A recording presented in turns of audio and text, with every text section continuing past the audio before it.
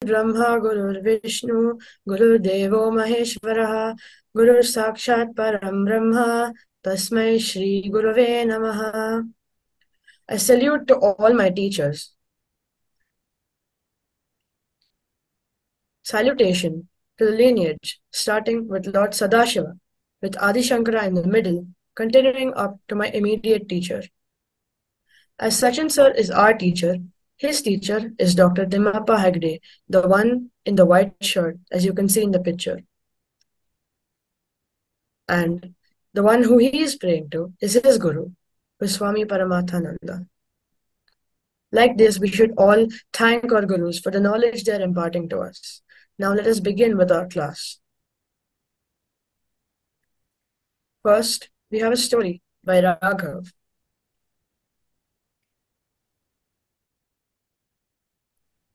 Raghav, can we have your story? Yeah. Namaste. My name is Raghav, and I will be telling the story about Bhim and Hanuman. The Pandavas were living in a forest. At that time, one day, a lotus flower of 1,000 petals flew through the air and fell at the feet of Draupadi. Draupadi liked this flower very much and asked Bhim to bring such other flowers. I will bring them just now, said Bhim.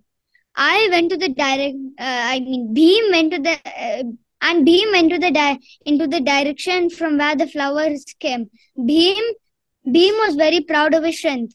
Hanuman knew about this pride of Bhim, so he thought that it was not proper for Bhim to be proud of his strength. Whoever is proud happens to be miserable. So he made a plan to free Bhim from the pride of his strength. Hanuman turned himself into the form of an ordinary monkey and lay down as an obstacle of Bhim's way. Meanwhile, Bhim arrived at the site. On seeing the monkey sleeping in his way, Bhim said, "Oh, you monkey, why are you sleeping this way? Get aside." Hanuman said, "What can I do? I am not feeling well. Will you please lift my tail and put it aside the way?"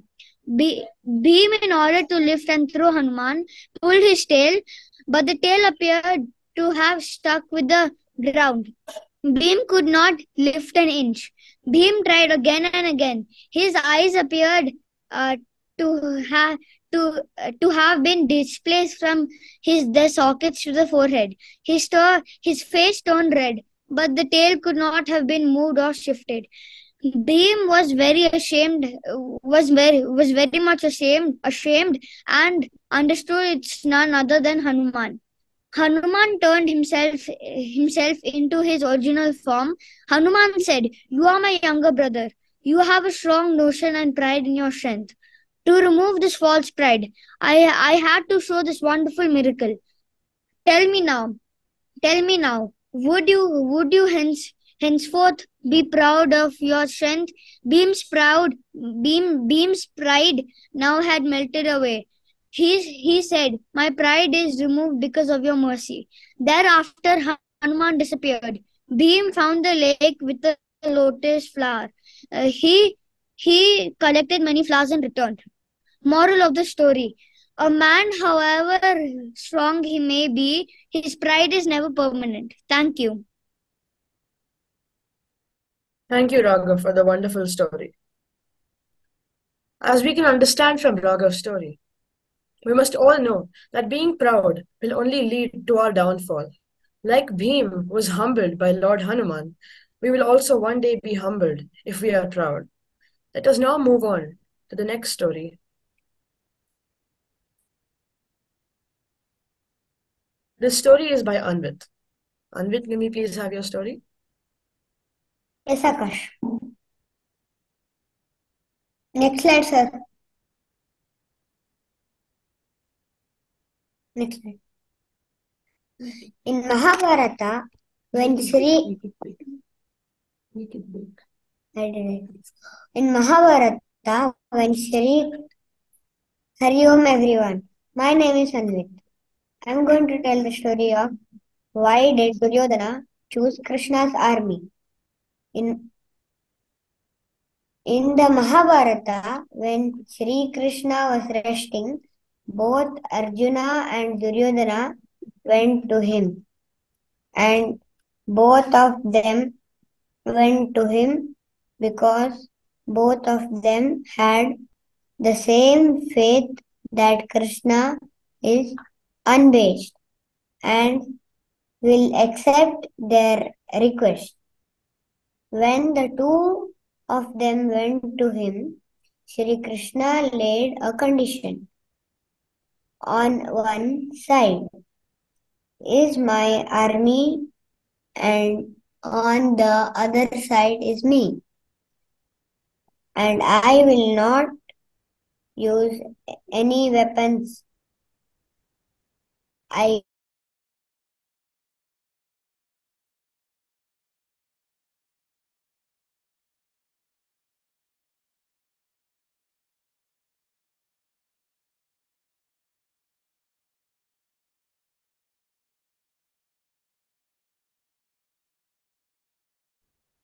Then Duryodhana used his mind and he thought that if Krishna is not using his weapon and he is not doing anything, then why would I can't win the war. So better I will choose Krishna's army. Then Duryodhana chose Krishna's army. Krishna's army, and on the other hand was Arjuna. He had not know he didn't know of the powers of Lord Krishna, but he knew that he was intelligent and things always happen as he says. So he asked Krishna to be his charioteer. The one who rides the charioteer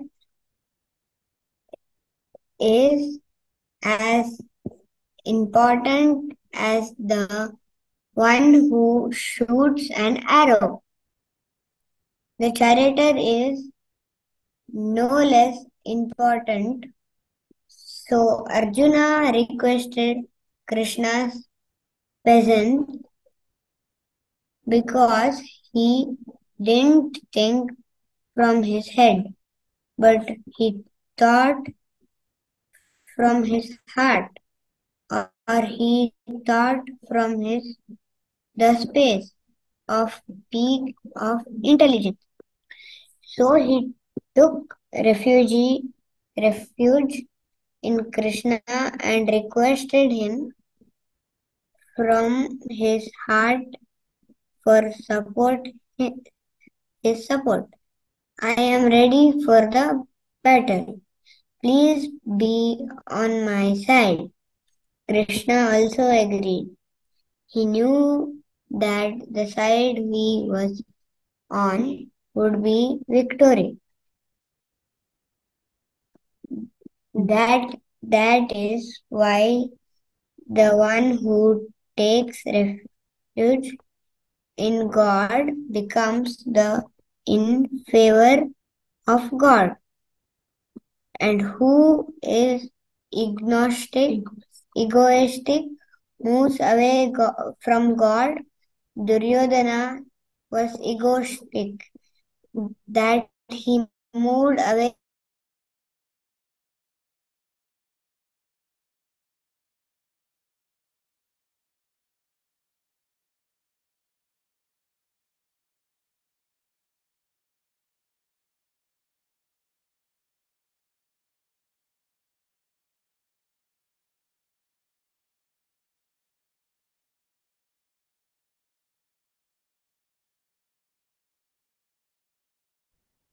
from God. Excuse me, sir. Sir, you are muted.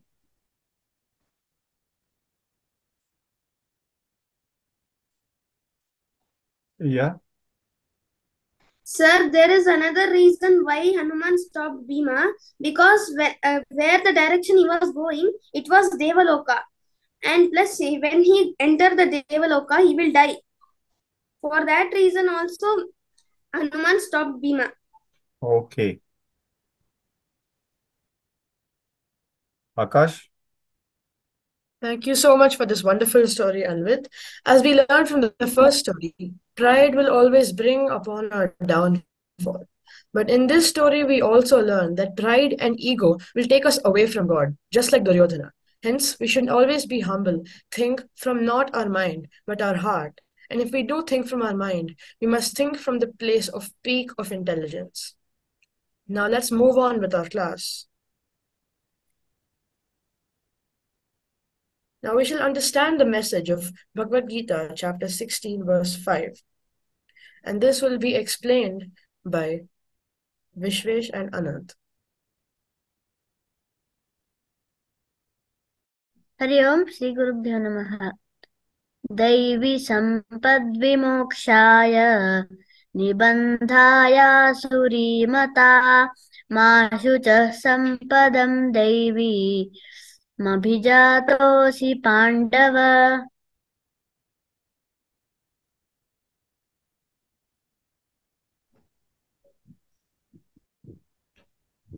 The literal meaning of this verse is the divine qualities lead to liberation, while the demonic qualities are the cause of a continuing destiny of bondage.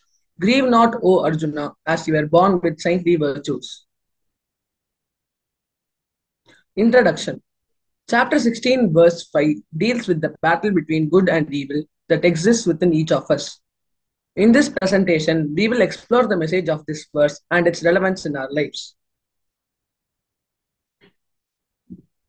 The battle within. Verse 5 of chapter 16 describes the constant struggle between the divine and demonic qualities within us. The divine qualities include fearlessness, purity of mind, and compassion. The demonic qualities include hypocrisy, arrogance, and ignorance.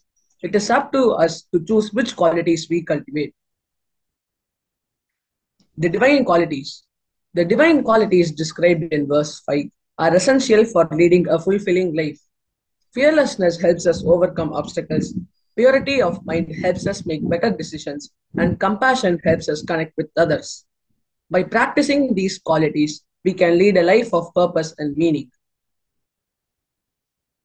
The demonic qualities. The demonic qualities described in verse 5 are destructive and lead to suffering. Hypocrisy causes us to act against our beliefs, arrogance blinds us to our faults, and ignorance prevents us from growing. By recognizing these qualities within ourselves, we can work to overcome them. The importance of self reflection. Verse 5 encourages us to reflect on our actions and motivations. By examining our thoughts and behaviors, we can identify which qualities we need to practice and which ones we need to overcome. Self reflection helps us grow and become better versions of ourselves. Next.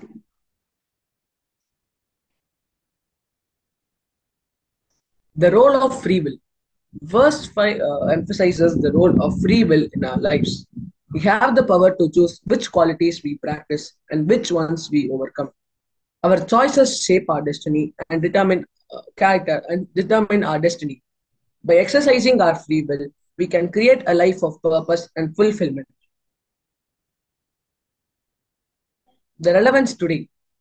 The message of chapter 16, verse 5 is as relevant today as it was thousands of years ago. We still face the battle between good and evil within ourselves. By practicing the divine qualities and overcoming the demonic ones, we can create a better world for ourselves and those around us. Conclusion. Chapter 16, verse 5 of the Bhagavad Gita teaches us that the battle between good and evil exists within each of us. By cultivating the divine qualities and overcoming the demonic ones, we can create a life of purpose and fulfillment. Let us reflect on this message and strive to become better versions of ourselves. Thank you so much for Sachin sir for giving me this wonderful opportunity.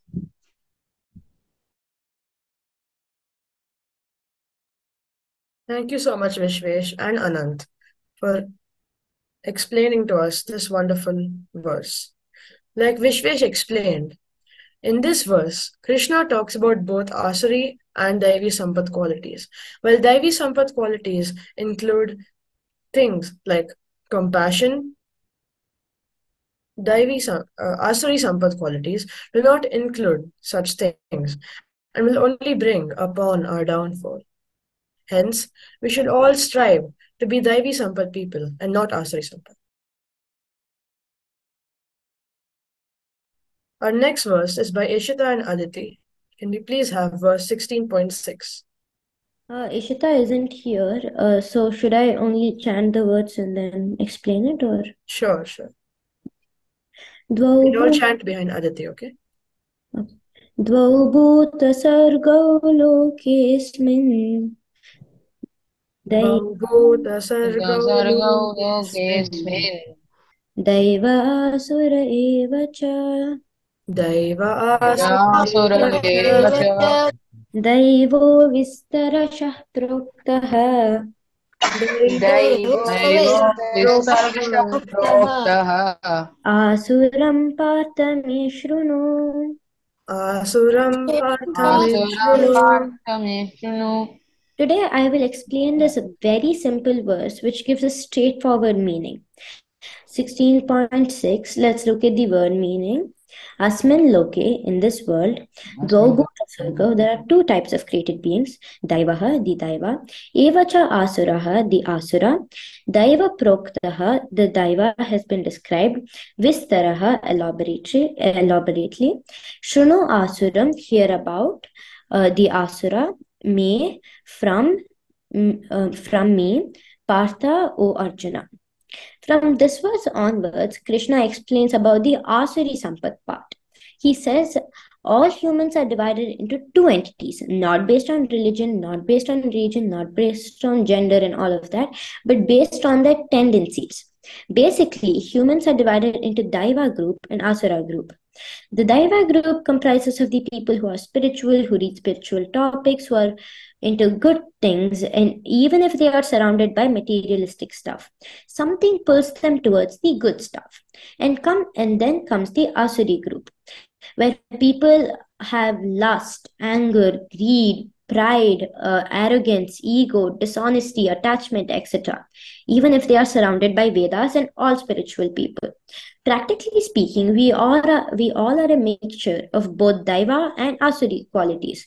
What we need to do is become aware of what these qualities are and gradually reduce and eliminate the Asuri Sampat or demonic qualities, while nurturing the Daivi Sampat or spiritually conducive qualities. In summary, in this world, there are two types of created beings, the Daiva and the Asura. The Daiva has been described elaborately. From this verse onwards, Krishna talks about the Asuri group. And now I have a small activity for you all. So from today onwards, in a piece of paper, make two columns, one being good qualities and one being bad qualities. Each day before you go to bed, note down all the good qualities that you have done or that you have, and all the bad qualities. So this helps us to reduce the bad qualities and nurture the good qualities. Hari Om, thank you. Thank you so much, Aditi, for this wonderful explanation. We will all surely follow your activity. In this verse, Krishna again explains to Arjuna that there are two kinds of people, Daivi and Asuri Sampat. He explains that Daivi Sampat people are those which have good qualities and are like forgiveness, compassion, justness, etc. And from the next verse, he explains about the Asuri Sampat qualities. Let's move on.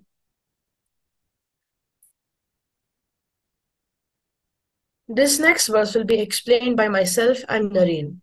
Nareen, are you there? Yes. Yes.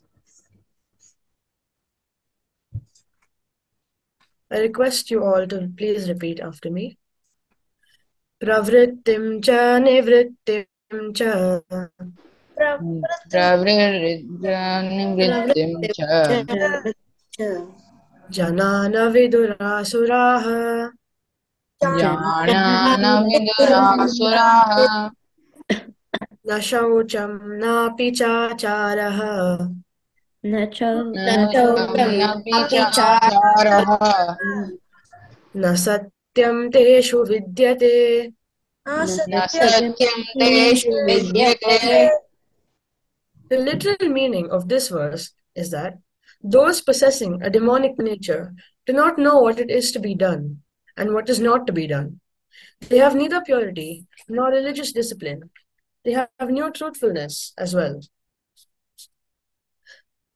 In this verse, Krishna is talking about the people with asuri sampat or demonic nature. All the human beings by nature, by birth, are materialistic in character. All the human beings by nature, by birth, are also materialistic in character. Nobody knows that there is such a goal called moksha and there is such a thing called dharma.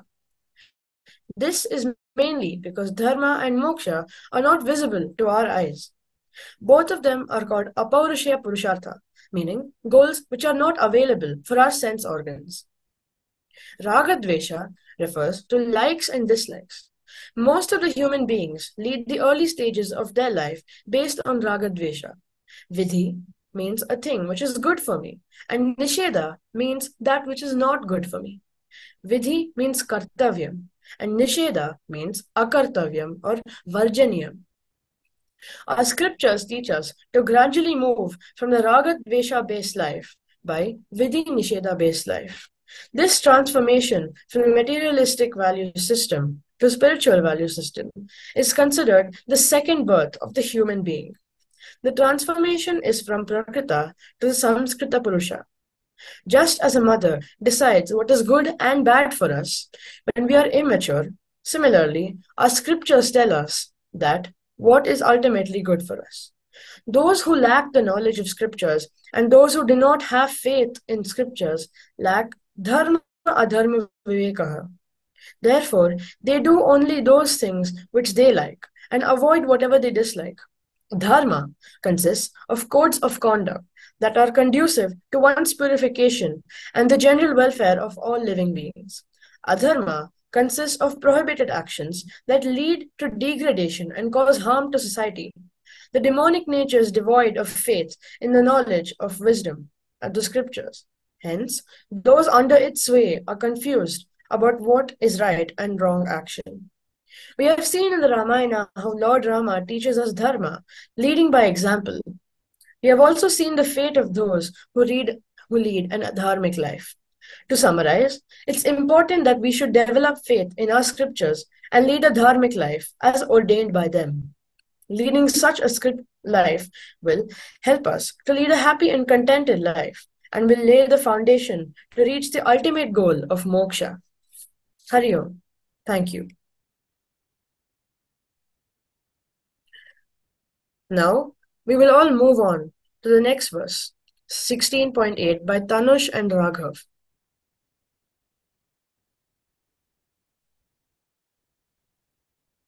May I interrupt here? See, the junior student, that is Tanush, should learn from Raghav first, chanting, and then all of us should chant together. Okay? Yes. Okay. Namaskaram, sir. So I'll be chanting one line and then Yes. repeat. Asatyama pratishtham te jagadahuranishwaram. All of us. Asatyam pratishtam te jagadahuranishwaram. अजगदाहुरनीश्वरम् अपरस्पर सम्भूतं किमन्यत् कामहेतुकम् Parasparam sambhutam kimanyat kamahentukam.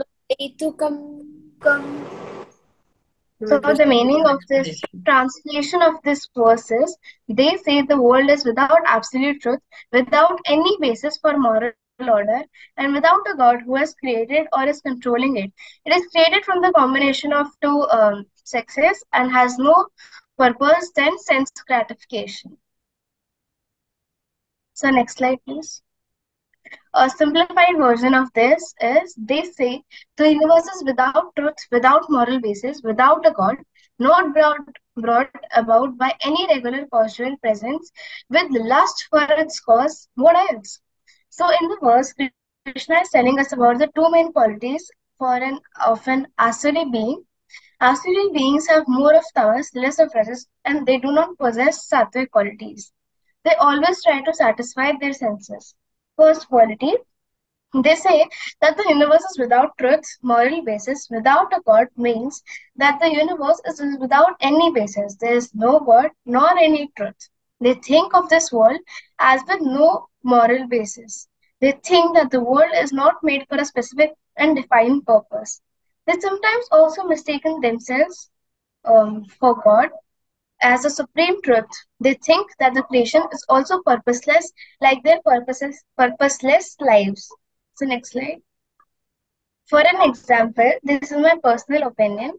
The theory of Big Bang or the God particle presented by Sir Stephen Hawking. This theory denies the existence of God. It states that the universe is created by an explosion of a God particle, meaning a point with infinite temperature, pressure, density, and infinite slow time. From that point of from that point, matter exploded, and this is how universe came. It does not have any specific purpose, and they also don't know from where the God particle came. So next slide. Second quality, it is created from the combination of from the lust and has no other purpose than lust gratification. This means that the Asuri people think that after the creation of this world, it has only one purpose, reproduction, and the cycle of birth and death is nothing but just a normal reproduction cycle. They are always engaged in sense gratification and have no purpose in life, which means that they waste their precious human life in the same. They think that they have only one life and they should enjoy it through sense gratification, as they do not possess the knowledge of Shastras that states according to our karmas of cycle of birth and death continues. So it is very important to know the qualities of Asuri and Devi people so that we can improve ourselves and identify our qualities. Dhanyavadam. Thank you, Sachin sir, and everybody for giving me this opportunity. Thank you so much, Raghav, for wonderfully explaining this verse. As Raghav has rightly said, Asuri Sampat people have certain qualities which make them think that they only have one life which they need to live to the fullest, which is why they commit certain sins or maybe mistakes that they shouldn't have done. Therefore, we, as followers of Dharma, must know both Daivi Sampat and Asuri Sampat qualities so we can take the right path and not accidentally linger into the wrong one. We will now move on to the next verse by Vishnu and Atit.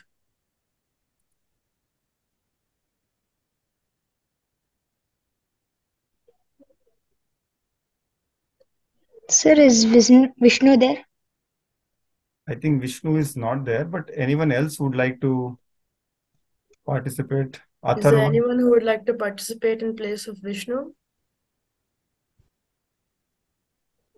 Please raise your hand in case you want to participate. I can do Sharav it. has raised his hand. No, if anybody else wants to say, it's fine. Because I already have a verse. The next Oh. next. Yeah, okay. Shivang is there. Shivang has raised his hand. Shivang, you want to participate? Yeah. Sure, you can proceed. May I start? Yes, you can start. Yeah. Shivang, please repeat. Yeah. Etam drishtimavashtabhya. Etam can you repeat? Etam drishtimavashtabhya. Etam dishtimavashabhyabhya. Nashtatmanolpa Nashtatmanolpa buddhayah.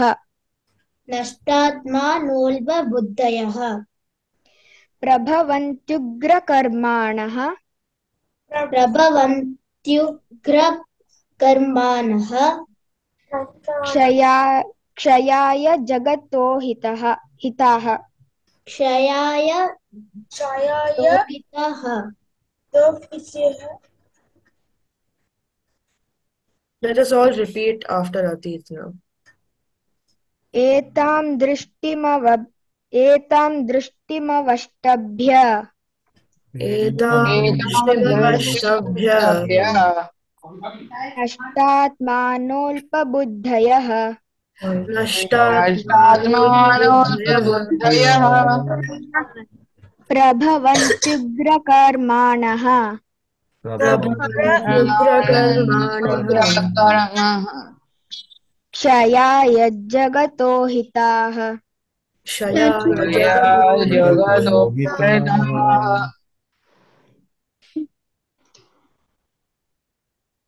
So the meaning of this, so to understand this verse, we need to understand the 16.8 verse, which says in the world the asuri people say that the world doesn't have truth and a god. There is no basis for moral values. So this verse, Krishna is telling that the people who say that the world is the people who say this and follow this are of low intellect and lost to the knowledge of their own selves.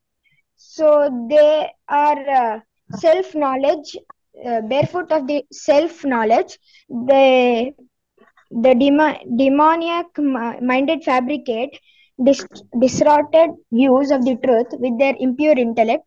So here they perform, they reject all the eternality of the soul and possibility of karmic reactions. So they may engage in self-serving and even cruel deeds without any qualms. So if they happen to have any power over other humans, they impose their misleading materialistic views upon them as well. They do not hesitate to aggressively pursue their self-centered goals, even if it results in the grief to others and destruction of the world. So this may lead to them performing harmful activities which leads to the destruction of the world. Thank you, sir. Thank you so much, Atit, for this wonderful explanation. Again, as we can see in this verse, Krishna says that such people that have asuri sampat qualities are of low intellect, and if we continue to nurture their qualities, or if they continue to nurture their own qualities, it will eventually lead to the destruction of the world. Hence, we should all strive and not let that happen. Excuse me, Akash, just one Sure. second. This was repeated, right? Because there should be 16.9, but it's 16.10 instead of 16.9. So Atharva had to explain 16.9.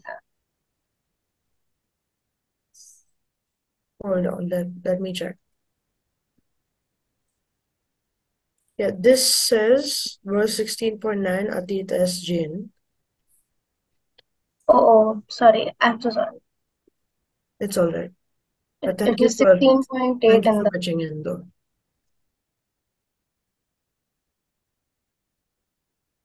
The next verse is by Aloki and Rishikesh. Can we please have them to present their verse? Is Alok? Namaste. Is Alok there? Yes. The first slide.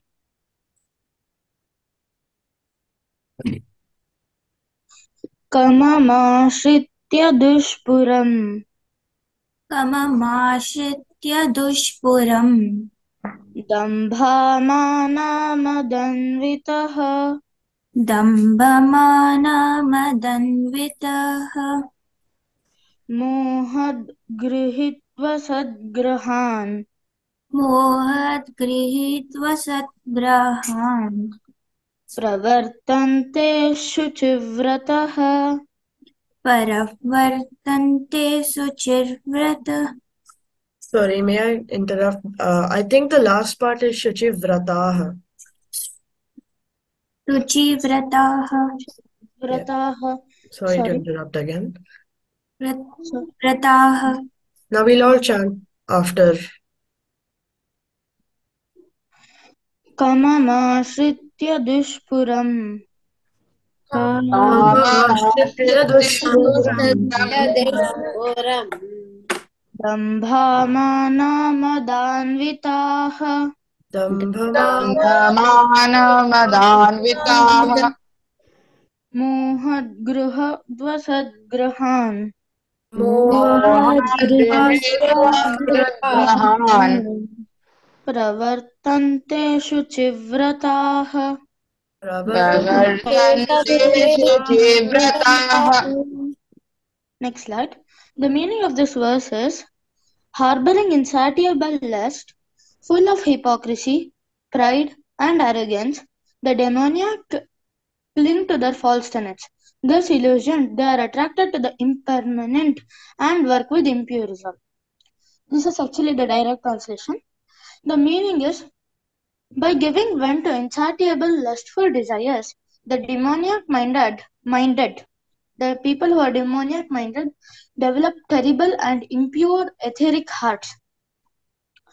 They will be full of hypocrisy and they pretend to be what they are actually not. Their deluded intellect embraces wrong ideas and their pride makes them believe that nobody is more intelligent than them and nobody is more great than them. Attracted to the fleeting pleasures of sense objects, and then their intellect becomes mean and their behavior will change and they'll become very mean, selfish, and arrogant. Thus, they disregard the injunctions of the scriptures and they do not listen to the scriptures and they go contrary to what is proper and truthful. This means when people give in to their excessive desires, that means they try to act on their desires like earning extra money, etc., etc., their hearts will become highly impure. They will start to pretend like people who are not at all them, and they try to become hypocritical. Their thinking becomes distorted, and they believe they are smarter than everyone. They chase these temporary pleasures and become selfish, mean, and arrogant. They ignore the teachings of the scriptures and act improperly. In simple terms, those who did not understand can listen to this. In simple terms, when people have strong desires that they can't control, they try to act on it, which makes their hearts impure. They start pretending to be people or things who are not themselves, and they think they are only smarter than everyone else. They like to do the things that makes them happy for a short time, but they do not think about the long term and their happiness. For this short-term happiness, they try to act selfish and bossy. Because of this, they don't follow the rules and teachings like dharma, and they do not follow what is right and truthful. When people have strong desires like this which they cannot control, just because they can get short-term happiness, it will 100% make their heart impure. They start believing in wrong ideas and wrong things. They like things that make them happy. When people... Thank you, Hari.